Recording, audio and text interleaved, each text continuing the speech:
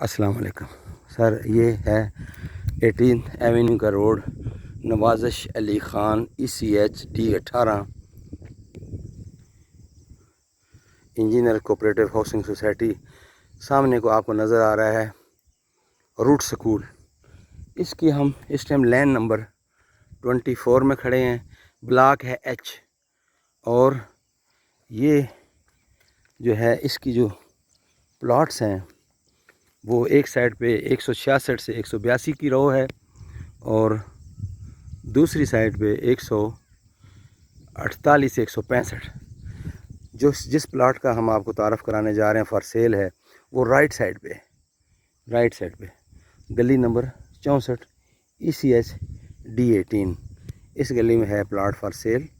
और size plot का वही है 60/90 और ये मेन रोड पे खड़े हैं। इस रोड को ये लैन लगती है और मेन रोड है 18th एवेन्यू जिसको नवाज़िश अली ख़ान रोड बोलते हैं। और इसके राइट साइड पे अगर हम जाएं तो ये है D17 Margalla view housing society.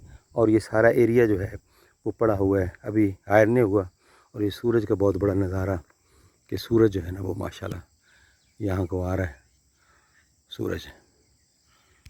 तो ये है मेन रोड।